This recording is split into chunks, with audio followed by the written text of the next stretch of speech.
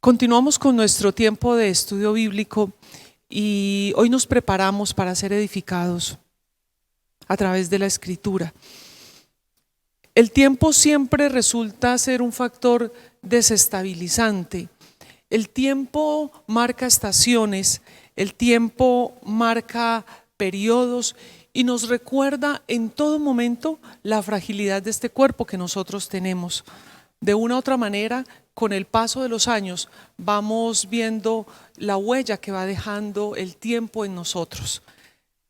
El tiempo no se detiene y es bueno cuando de los momentos duros, angustiosos se trata, cuando hay pruebas, cuando hay luchas, cuando hay dolor, es bueno que el tiempo no se detenga. Sin embargo, quisiéramos que el tiempo se detuviese cuando vivimos momentos de alegría, momentos de gozo, esos episodios que quisiéramos que se prolongaran toda la vida. El tiempo ya no es un problema, de acuerdo a la Escritura, pero llegará un momento en que nosotros entenderemos esta verdad plenamente.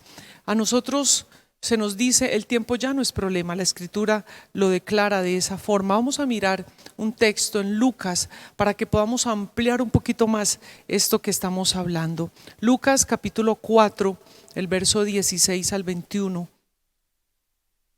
Vino a Nazaret, donde se había criado, y en el día de reposo entró en la sinagoga conforme a su costumbre, y se levantó a leer, y se le dio el libro del profeta Isaías, y habiendo abierto el libro, halló el lugar donde estaba escrito: el Espíritu del Señor está sobre mí, por cuanto me ha ungido para dar buenas nuevas a los pobres. Me ha enviado a sanar a los quebrantados de corazón, a pregonar libertad a los cautivos y vista a los ciegos, a poner en libertad a los oprimidos, a predicar el año agradable del Señor.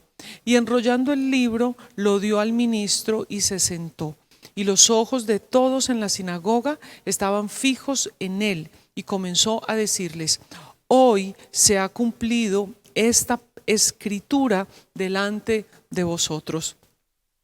Esta declaración de Cristo allí en la sinagoga: hoy se ha cumplido esta escritura delante de vosotros, nos desafía, porque hace un momento les mencioné, el tiempo no se detiene, el tiempo marca estaciones. Quisiéramos que en los momentos de alegría se detuviese y en los momentos de dolor fuera rápido, pero el tiempo ya termina de ser algo sin preocupación para aquellos que hemos creído en Cristo Jesús. Cristo está hablando acá y dice: hoy se ha cumplido esta escritura delante de vosotros. ¿Cuál escritura? Ese texto que él estaba leyendo del profeta. Ahora, esta escritura nos lanza a nosotros un desafío de cómo vivir nuestra fe en el cumplimiento de la palabra, cómo la palabra en un momento determinado se cumplió. Al estudiar un pasaje del Antiguo Testamento, nosotros tratamos de identificar la manifestación o la sombra que esa escritura tiene en algo del Nuevo Testamento. ¿Cuál es la realidad que esa sombra está ocultando para el Nuevo Testamento? Con Isaías 61, que es el texto que Jesús lee, no tenemos ese problema. Jesús un día entró en una sinagoga, toma el rollo del profeta Isaías, se ubica en esa escritura y al terminar lee simplemente de una manera muy categórica: lo que ustedes están viendo hoy es el cumplimiento de esa palabra, lo que ustedes están experimentando en este momento es el cumplimiento de cada cosa que yo acabo de leer. Y ese es uno de esos episodios donde vemos una intrépida acción de Jesús. El maestro está confrontando una pasividad religiosa de todo el entorno que está allí en el templo y declara de una manera tajante, diría yo: hoy se ha cumplido esa escritura. Este texto citado acá en el rollo es uno de esos pasajes más esperanzadores para la nación de Israel. En él Dios promete que iba a restaurar todas las cosas. Entonces, este es un desafío para los que procuramos vivir sujetos a la instrucción de la Escritura. ¿Cómo poder identificar lo que se ha cumplido? qué está a punto de cumplirse y qué debemos seguir esperando. Entonces Jesús se aparece y le dice a una nación que está a la espera de una manifestación gloriosa. Eso que esperan ya se cumplió. Esperan restauración, esperan la intervención de alguien que cambie su condición. Pero Jesús está hablando a aquellos oprimidos, cansados, ciegos. El tiempo se ha cumplido. Si pudiéramos colocar esta expresión, esto que está sucediendo acá, en una frase, diríamos algo así como vivir nuestra fe en el tiempo, pero sobre todo en el cumplimiento del tiempo.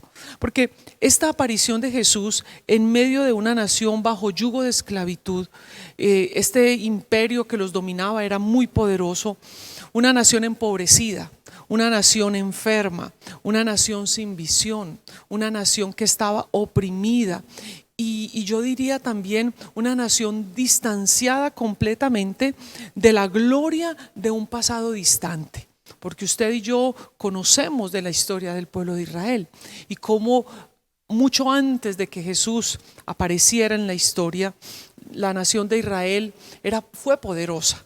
Israel llegó bajo la dirección y el reinado de David a unos niveles inimaginables.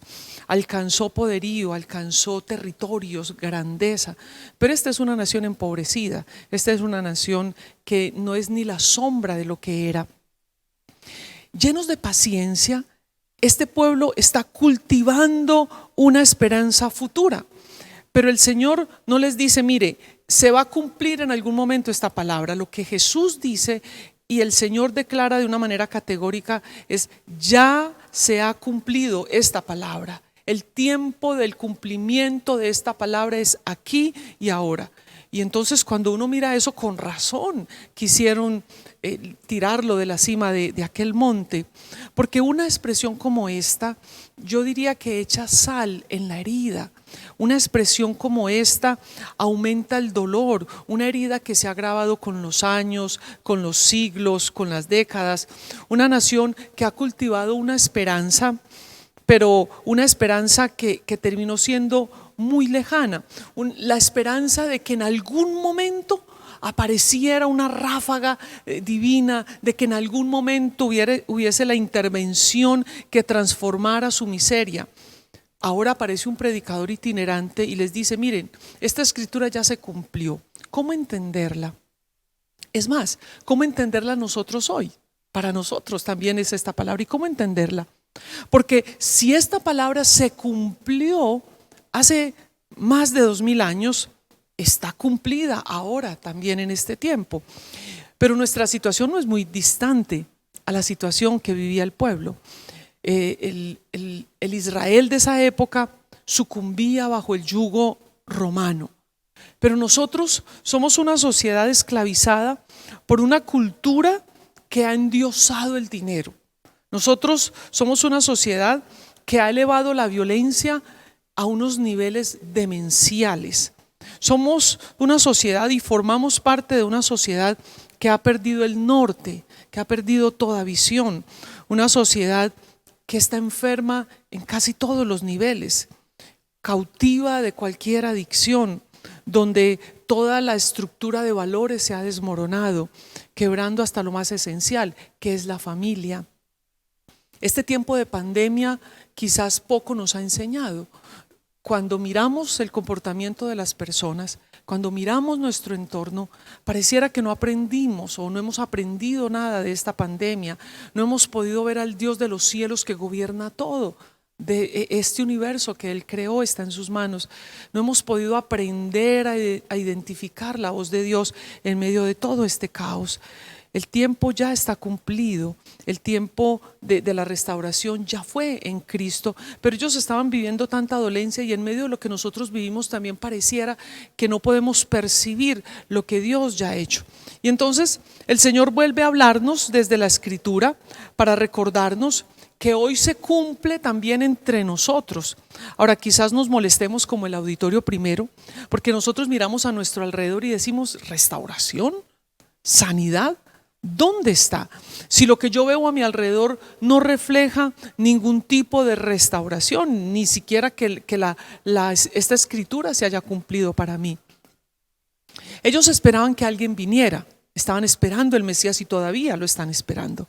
Nosotros por la escritura sabemos que ese Mesías ya vino, pero paradójicamente, si usted piensa esto, paradójicamente estamos esperando que algo pase. Todavía estamos a la expectativa de que algo va a pasar.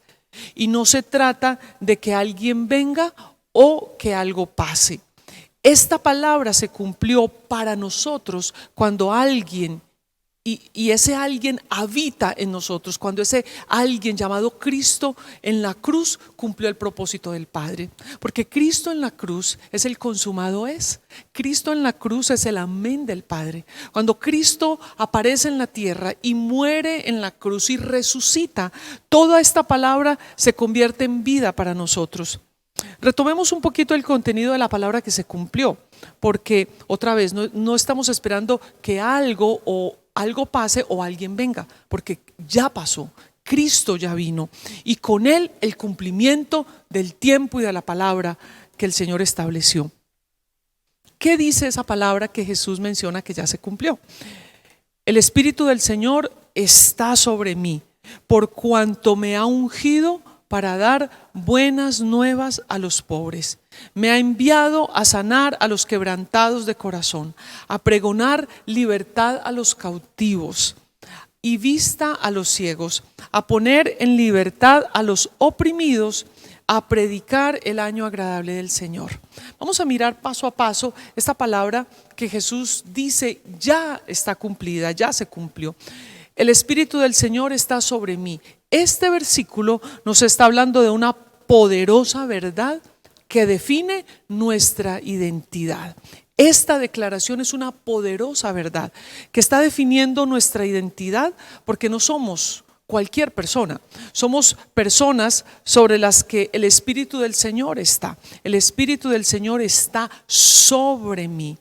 Con Jesús, escucha esto que es bien importante, con Jesús se había inaugurado un nuevo tiempo. Con Jesús se inaugura un nuevo momento. Una de las grandes características de este nuevo tiempo con Jesús es la presencia del Espíritu Santo. Cuando miramos en el Antiguo Testamento, la figura del Espíritu de Dios era algo que venía y se iba, venía y se iba. Acá con Jesús tenemos un nuevo tiempo de la presencia y la manifestación del Espíritu Santo, no como visitante, sino como residente que llegó para establecerse y para habitar en medio del pueblo que cree. El verso 32 de Juan capítulo 1, el verso 32 y 33 dice: También dio Juan testimonio diciendo: Vi al Espíritu que descendía del cielo como paloma y permaneció sobre él, y yo no le conocía, pero el que me envió a bautizar con agua, aquel me dijo: sobre quien veas descender el Espíritu y que permanece sobre él, ese es el que bautiza con el Espíritu Santo. Aquí Juan está dando testimonio y está hablando de que ese sobre el cual permanecía el Espíritu, ese era el escogido, ese era el que Dios había enviado.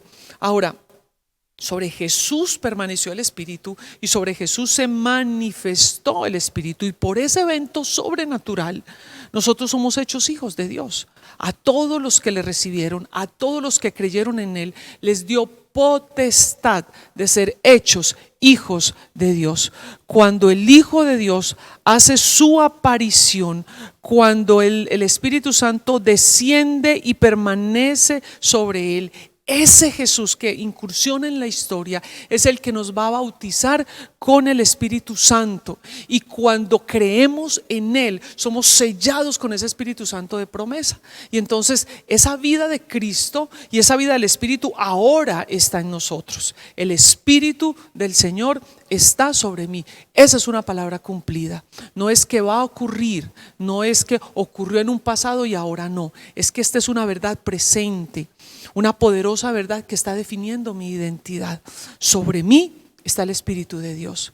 Cuando yo lo entiendo, cuando yo puedo discernir lo que eso significa, cuando yo me puedo apropiar de esta verdad, algo cambia de una manera poderosa dentro de mí.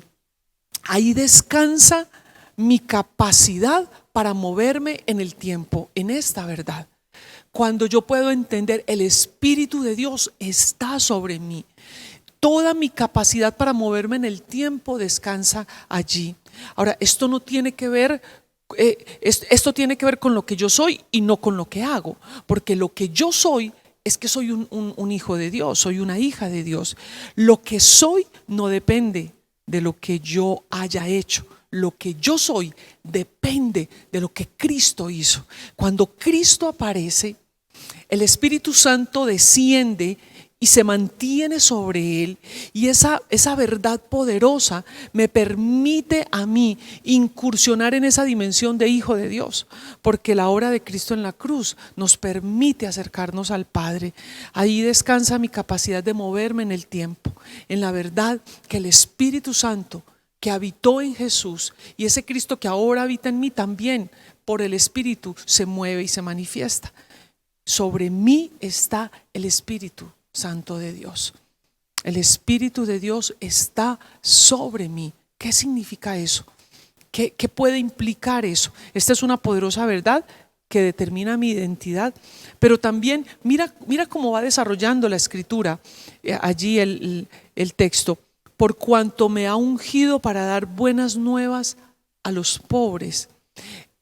Esta verdad que define mi identidad también me ubica a mí como un vocero de esperanza, porque está diciendo: el Espíritu de Dios, el Espíritu del Señor está sobre mí, por cuanto me ha ungido para dar buenas nuevas.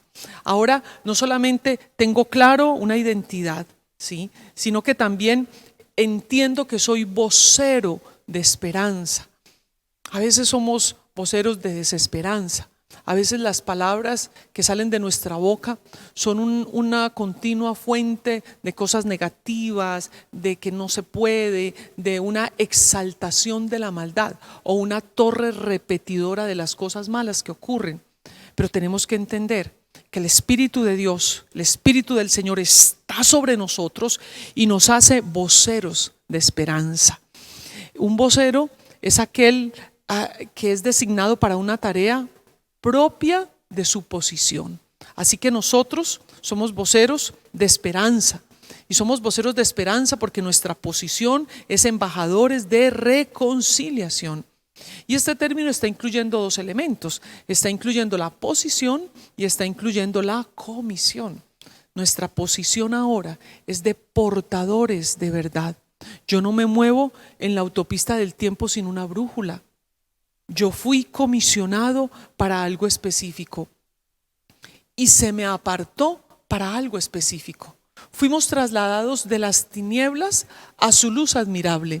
Fuimos escogidos, fuimos hechos real sacerdocio, nación santa, para anunciar las virtudes de aquel que nos amó, las virtudes de aquel que nos rescató. Fuimos rescatados y colocados en la luz para anunciar la verdad. Somos voceros de esperanza, pero a veces se nos olvida y a veces no entendemos, y se nos olvida ser voceros de esperanza porque no hemos entendido que el Espíritu de Dios está sobre nosotros, que el Espíritu Santo de Dios está en nosotros, que el Espíritu Santo de Dios está alrededor de nosotros, sobre nosotros ejerciendo gobierno, dentro de nosotros manifestando su llenura y su control, y alrededor de nosotros como protección. Se nos olvida esta verdad, pero el Espíritu Santo de Dios está sobre mí, y ahora como vocero de esperanza me muevo sobre la tierra.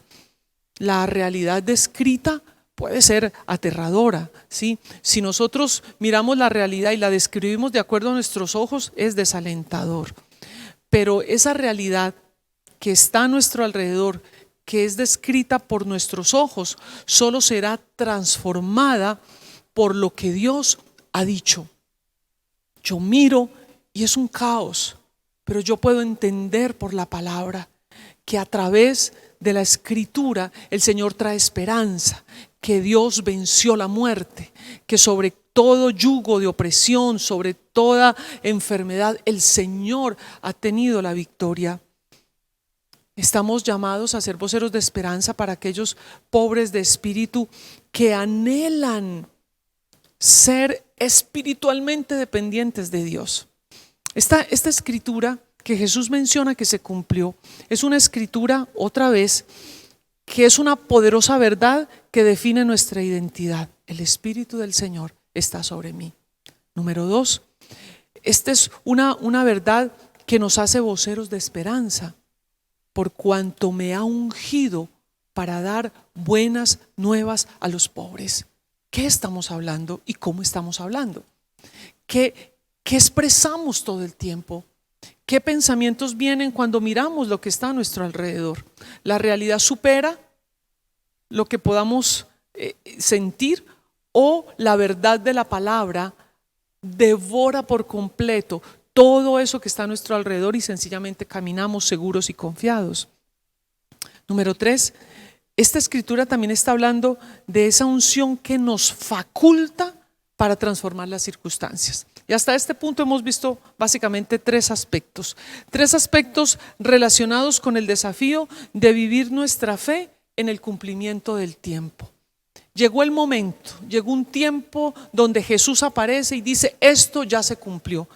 Qué hermosa palabra la de Lucas, una palabra que habla de buenas nuevas, una palabra que habla de sanidad a quebrantados de corazón, de libertad a cautivos, de vista a ciegos, de poner en libertad a los oprimidos, una verdad preciosa, una palabra de esperanza. Y Jesús dice: esto ya se cumplió. ¿Por qué? Porque el Espíritu del Señor está sobre mí. El Espíritu del Señor está sobre nosotros. Esta verdad también me hace entender que ahora soy vocero de esperanza, alguien que habla una palabra de esperanza, que donde yo llego puedo declarar la palabra que Dios ha establecido. Donde yo llego soy portador de buenas nuevas, de buenas noticias, de un mensaje de reconciliación y de esperanza. Pero también les mencioné, número 3, esta es una verdad que me faculta para transformar las circunstancias. Me encanta como lo describe allí el texto. Me ha ungido para dar buenas nuevas a los pobres. Me ha enviado a sanar a los quebrantados de corazón, a pregonar libertad a los cautivos y vista a los ciegos, a poner en libertad a los oprimidos, a predicar el año agradable del Señor. Aquí estamos viendo sanidad, aquí estamos viendo libertad, aquí estamos viendo esperanza para corazones dañados. ¿Cuántos hogares, cuántas familias, cuántas cosas terribles han venido ocurriendo a lo largo de estos meses de pandemia? Cómo las relaciones se han roto, cómo los hijos han estado rebeldes, cómo la infidelidad ha aumentado, cómo han crecido los divorcios, cómo las economías se han fracturado, y pareciera que esta realidad nos supera y nos está ahogando, pero se nos olvida mirar a la Escritura, una Escritura que nos está diciendo: mira, el Espíritu Santo está sobre nosotros, somos voceros de esperanza y estamos facultados para transformar las circunstancias. Impresionante, esta es una verdad poderosa. Estamos facultados para, frente a cualquier circunstancia, ser elementos de transformación, no elementos de maldición. Estamos acá para poder impartir de lo que tenemos, del depósito que está dentro de nosotros. Este es el año agradable, el año de la buena voluntad del Señor. El Señor cierra la Escritura y decide cerrar la Escritura, su lectura, en ese punto. Dice el versículo 19 de Lucas: a predicar el año agradable del Señor. El año agradable del Señor es el año del jubileo, el año agradable del Señor, o el año de la buena voluntad de Dios. Ese era el año del jubileo. El año del jubileo donde no se cultivaba, se cosechaba.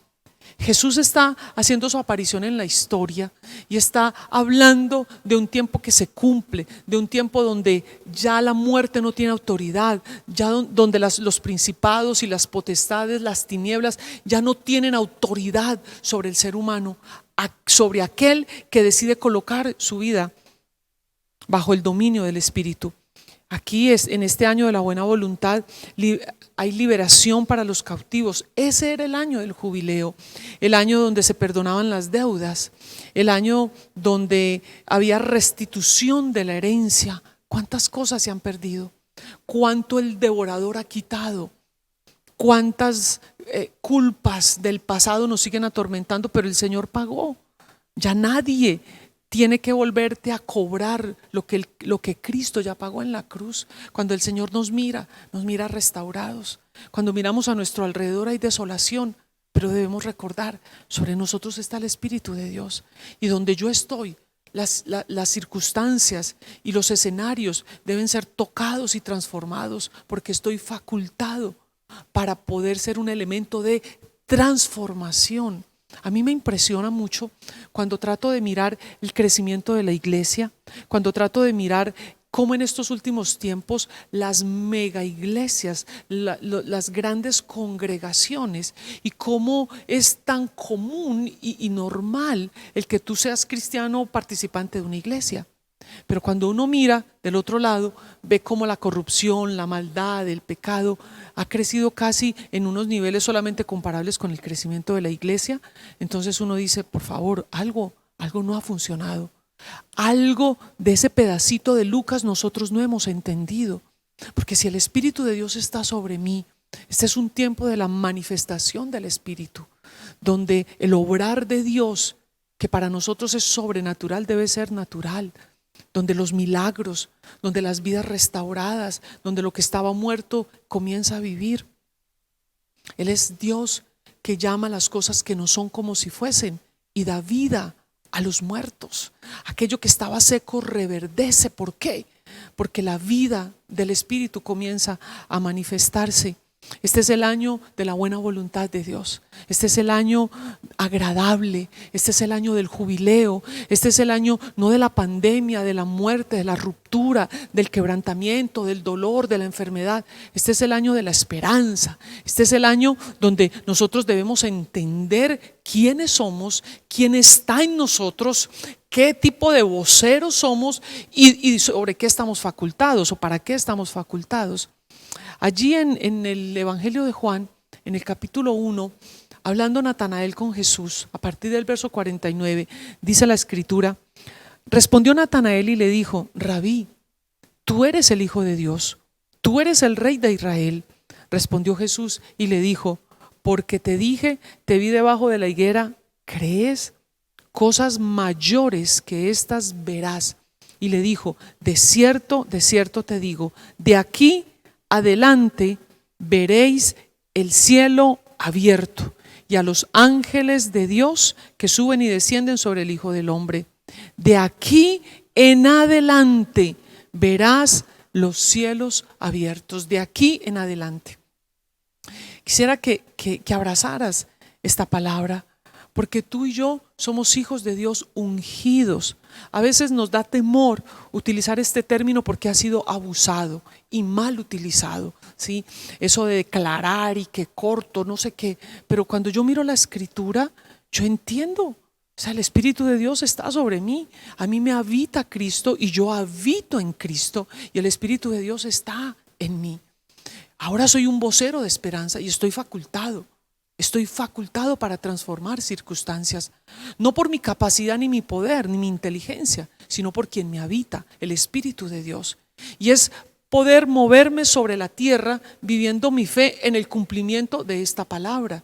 Es poder caminar sobre la tierra y entender que en mi casa, en mi familia, en mi vida gobierna la voluntad de Dios, la voluntad perfecta de Dios. Sobre toda circunstancia que está a mi alrededor, Dios tiene control absoluto sobre mi vida, mi familia, mi matrimonio, la vida de mis hijos, sobre la economía, sobre el dolor que pueda sentir en mi cuerpo, sobre una enfermedad que se ha diagnosticado sobre mi cuerpo o un familiar. Yo puedo levantarme en el día de hoy y decir: el Espíritu de Dios está sobre mí, soy un vocero de esperanza facultado para transformar circunstancias, porque el obrar del Espíritu de Dios no se ha terminado, el obrar de Dios no se ha limitado. De aquí en adelante yo podré ver cielos abiertos. Y escúchame esto, y con esto cierro esta reflexión.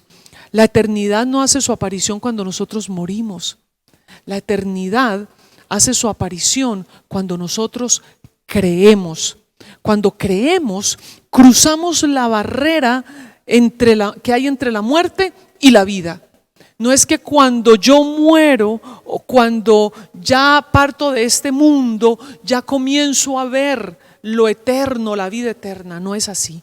La eternidad hace su aparición cuando nosotros creemos, y cuando creemos estamos cruzando la barrera entre la muerte y la vida, y sobre la voluntad de Dios nadie opera, y sobre la voluntad de Dios nadie puede dominar. La voluntad de Dios es buena, es agradable y es perfecta. Dios tiene control de todas las cosas, Dios tiene control de toda circunstancia. El Espíritu de Dios está sobre mí, sobre aquellos que hemos colocado nuestra fe en Jesús, sobre aquellos que hemos sido hechos hijos de Dios, sellados con el Espíritu Santo de la promesa, comisionados para ser voceros de esperanza y facultados para transformar las circunstancias. Eso somos nosotros.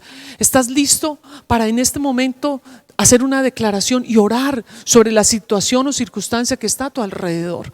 Hoy podemos orar con autoridad delante del Señor. Hoy podemos orar con autoridad y convicción de que ese Espíritu de Dios que se movió con poder en la vida del Cristo sobre la tierra, ahora está en nosotros, y podemos orar para que la paz de Dios y el Dios de paz gobierne nuestro corazón y nuestras vidas. No somos presa de la angustia, del temor, de la incertidumbre. Dios tiene control. Dios tiene el control. Dios sigue dominando todo. Dios tiene el universo que creó en su mano, y el Espíritu de Dios está sobre mí. Ahora estoy facultado. Tú puedes orar por tu casa, tú puedes orar en este momento por tu familia, tú puedes pararte y mirar a tu alrededor y decir: Señor, tú estás conmigo. Yo puedo orar hoy por sanidad, puedo orar por restauración, puedo orar por relaciones rotas y dañadas que se restauren. Otra vez lo que estaba dañado, muerto, puede volver a la vida. Gálatas capítulo 4, verso 1 en adelante dice: pero también digo, entre tanto que el heredero era niño o es niño, en nada difiere del esclavo, aunque es señor de todo, sino que está bajo tutores y curadores hasta el tiempo señalado por el Padre. Así también nosotros, cuando éramos niños, estábamos en esclavitud bajo los rudimentos del mundo. Pero cuando vino, escuche esta hermosura, pero cuando vino el cumplimiento del tiempo, Dios envió a su Hijo, nacido de mujer y nacido bajo la ley, para que redimiese a los que estaban bajo la ley, a fin de que recibiésemos la adopción de hijos.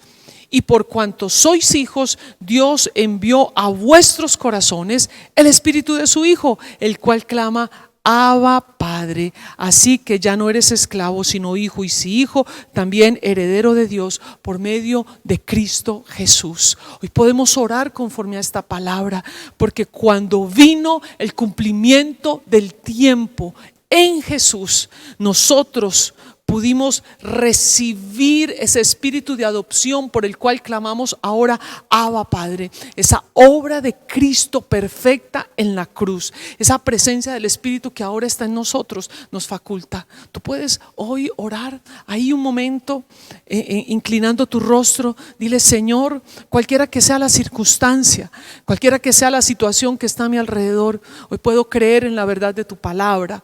Hoy puedo creer en cómo tú me has facultado, Señor, para transformar circunstancias. Hoy puedo creer, Señor, que aquello que estaba muerto vuelve a la vida. Hoy puedo creer en la posibilidad de la restauración, en corazones quebrantados que son sanados, en esos cautivos que ahora son libres, esa opresión demoníaca que ha afectado tu mente, tu corazón, tu familia, tu hogar, y que hoy tú puedes alzar tus manos y decirle: Señor, en ti hay libertad, en ti hay vida, en ti hay esperanza. Señor, yo oro por todos aquellos que al escuchar esta palabra pueden entender que el tiempo de la liberación, el tiempo de la restauración, el tiempo de la transformación es este. Y no es por nuestro poder ni por nuestras habilidades, es por el Espíritu Santo de Dios que está en nosotros. ¿Qué tal si tú puedes adorar al Señor a través de este cántico precioso y puedes creer con convicción en tu corazón que lo que estaba muerto vuelve a la vida, que aquello que estaba seco vuelve a la vida, porque el Señor es Dios de vivos y no de muertos, porque el Señor llama a las cosas que no son como si fuesen, porque el Señor trae esperanza, porque el Señor trae luz, porque tú y yo tenemos al Espíritu Santo de Dios en nosotros y a través de nosotros venimos a declarar vida para nuestras casas. Hoy oro por mis hijos, Señor, creyendo firmemente que cumplirán el propósito que tú has establecido para ellos. Oro por mi familia y oro por mi matrimonio, Señor, creyendo que tú has establecido este pacto para toda la vida. Oro por las familias que están acá, Señor, creyendo que la manifestación de tu gracia está llegando a ellos y pueden recibir la revelación que los empodera para hablar correctamente y ser voceros de esperanza y transformar las circunstancias. Gracias, Dios, por esta palabra de vida, por esta palabra de esperanza, por este cántico hermoso que nos conecta con esta palabra, llevándonos a agradecer por tu amor y tu misericordia, en el nombre de Jesús. Amén, Señor.